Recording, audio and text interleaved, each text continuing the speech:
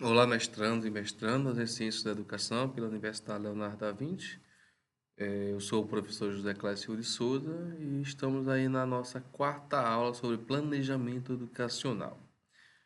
Com essa aula a gente encerra a nossa disciplina e aí fica somente mais uma semana para que vocês possam estar desenvolvendo uma atividade final no valor de 40 pontos, fazer a postagem e a correção. Com relação aos nossos conteúdos, na nossa aula 4 e última, vamos trabalhar hoje fontes de desenvolvimento do currículo, o papel do professor no desenvolvimento do currículo, cujos objetivos são identificar e refletir sobre as principais fontes de desenvolvimento do currículo e refletir sobre a importância do professor no desenvolvimento do currículo. Então, fontes de desenvolvimento do currículo, olha só. O currículo, a gente sabe que é um caminho a ser percorrido, um caminho a ser traçado, tanto pelos docentes como pelos alunos. E o que vai acontecer? As diversas fontes que fazem parte do currículo, que nós vamos ver posteriormente, ela tem que deixar um currículo mais coeso, mais robusto, mais adaptável e que atenda às necessidades dos alunos perante a sociedade. Por quê? O currículo ele não pode ser neutro, ele não é neutro, nunca vai ser neutro, na verdade, porque está imbuído em questões políticas, questões sociais, e também há aquela relação teoria e prática que é indissociável. E também não podemos separar o nosso currículo escolar do que acontece na sociedade. É preciso que o aluno tenha conhecimento da questão dos valores, a questão do comportamento adequado, a questão social, a questão econômica, tudo o que acontece. Tem que permear nosso currículo para que o aluno ele tenha essa formação mais robusta. Nós temos aqui algumas fontes de desenvolvimento do currículo. Primeiro são os referenciais teóricos. Algumas teorias pedagógicas, algumas teorias de grandes estudiosos, elas contribuem significativamente para as decisões curriculares. Como organizar, que conteúdo colocar, que metodologia se colocar para que possa desenvolver e alcançar de fato um processo de ensino e de aprendizagem pleno, como por exemplo as abordagens do construtivismo, do behaviorismo, cognitivismo, entre outras teorias de aprendizagem. Temos também a questão da psicologia do desenvolvimento, como Piaget, Vygotsky, Gardner, que estudam o processo de ensino e de aprendizagem. Então, portanto, é necessário que se tenha conhecimento das teorias desses estudiosos para o desenvolvimento de estudos de aprendizagem, para que eles possam ter uma formação plena e de forma mais fácil. Temos as diretrizes curriculares governamentais, como a BNCC. A BNCC, como vocês sabem, foi lançada recentemente e ela vem lá dizendo quais são as habilidades, as competências, os conteúdos que devem ser apresentados em cada ano da educação para que os alunos, para que possa ser trabalhado na escola com os alunos. E também as legislações, seja legislação municipal, legislação estadual, federal, como por exemplo a LDB, a Lei 93/94/96. E toda legislação que trata o currículo, que só vão normatizar o processo de elaboração desse currículo. O IDEB, por exemplo, e o SAEB, eles fornecem informações para cada escola de como é que está a qualidade do seu ensino. Então, se a escola fez o IDEB, a prova do SAEB e o IDEB foi baixo, é porque tem alguma coisa errada ali no seu currículo. Então, a escola vai refletir e procurar melhorar com base nesses resultados do SAEB e do IDEB. Melhorou o currículo, a questão da metodologia, a questão do ensino, a questão do conteúdo, que ficou a desejar. Para ter um grupo de alunos proficiente em linguagem, ter um grupo proficiente em matemática.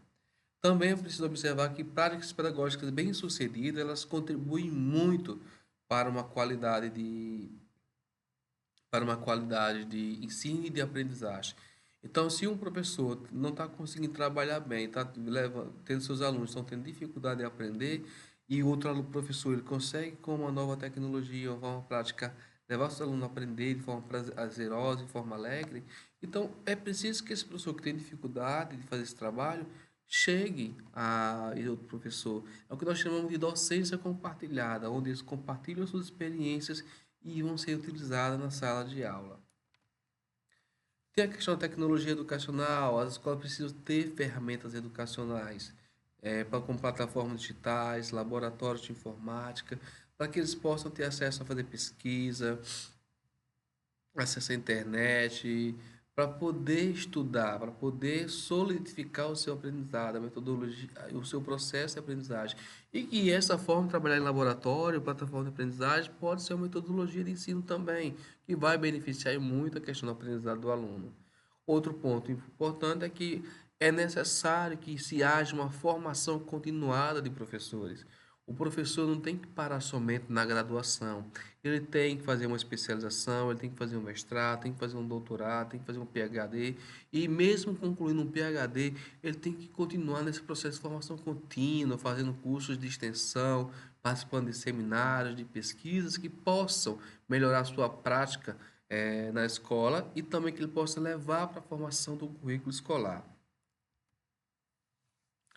Temos o currículo oculto, que geralmente o currículo oculto é um currículo que ele não fica claro no nosso currículo. Porque o que acontece? É um currículo que faz parte do cotidiano escolar, transmitindo experiências que reformam o aprendizado sociocultural, ou seja, com relação à questão do professor, o aluno saber. Um exemplo, às vezes uma escola ela não trata da questão do que seria ética. Então, quando de repente você está dando uma aula, trabalho sobre ética, isso é currículo oculto. Tem um ato de racismo, você vai trabalhar a questão do racismo, é currículo oculto. Então, o currículo oculto é aquele que não está explícito lá no currículo oficial. Outra coisa também é que o professor, além de transmitir conteúdos, ele é o mediador entre o conhecimento e o aluno. Sempre eu costumo dizer que o professor nada mais é do que a ponte. Está aqui o conhecimento, está aqui o aluno. O professor é essa ponte. Ele vai mediar o conhecimento de modo que o conhecimento consiga chegar no aluno, levando sempre o aluno à reflexão, à crítica, a questionamentos, para que ele possa aprender de forma autônoma, e não aquele aluno que é simplesmente um depósito de conteúdos. Também o professor ele precisa compreender o aluno de forma integral e de forma individual, para que possa trabalhar com o conteúdo de forma a favorecer o aprendizado. É preciso o professor se aproximar do aluno. Por quê? Que é que aquele aluno ele é tão calado, ele é tão quieto, por que ele não está absorvendo o conteúdo que eu estou passando? Eu tenho que me aproximar, conhecer a sua realidade, porque muitas vezes o problema dele pode estar um problema que acontece fora da escola, em casa, com os amigos ou alguém do tipo. Também o professor tem que criar um ambiente agradável, um ambiente favorável. É muito comum os professores chegarem na sala de aula com seus problemas e descontar nos alunos, fechando a cara, gritando e tal. Não, isso não funciona. O professor tem que tentar ser amigo do aluno, tornar um ambiente agradável. O aluno não tem culpa no que acontece na vida particular do professor.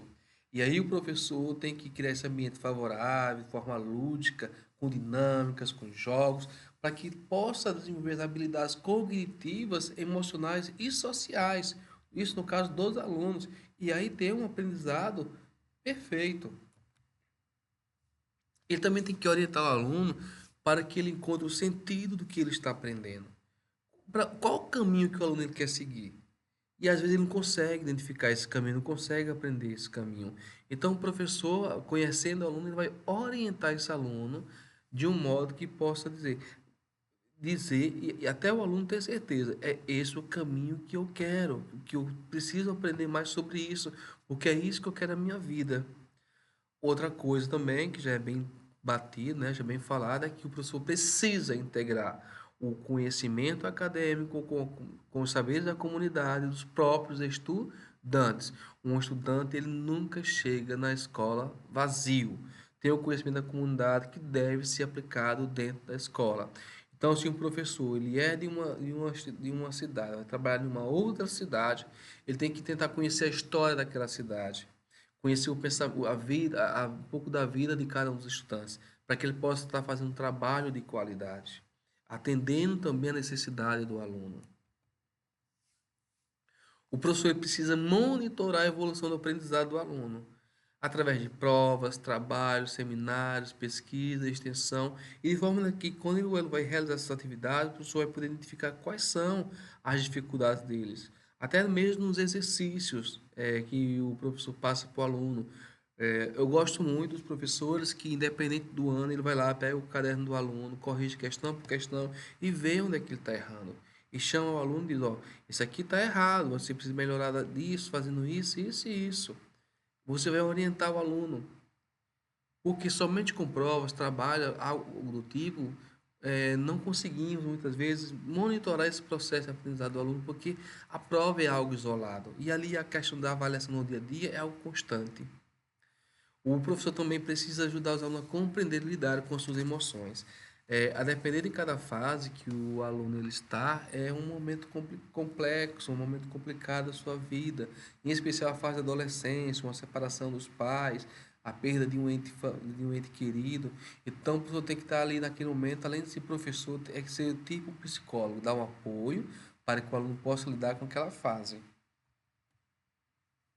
E por fim, ele precisa modelar valores e atitudes. Ou seja, ele precisa transmitir os valores éticos, morais, positivos, para que ele possa ser um cidadão de bem. Então, para finalizar, de forma geral, o currículo tem essa função: associar teoria e prática e transmitir valores éticos, morais, para que o aluno tenha uma formação crítica, uma formação perfeita, para que ele tenha uma formação sólida e que ele possa avançar nos níveis de ensino de forma satisfatória, com sempre bons resultados. Então, pessoal, finalizando a disciplina, temos lá já disponível a proposta da atividade final da disciplina e ela tem um valor de 40 pontos. Espero que vocês entreguem todos dentro do prazo para não perder nota. É um trabalho feito em grupo de até 5 pessoas, mas cada um deve postar também no na sua plataforma. Qualquer dúvida, vocês podem estar falando comigo pela plataforma que eu vou estar atendendo a todos. Foi um prazer estar com vocês durante essas 4 semanas e desejo sucesso na caminhada de vocês. Abraços.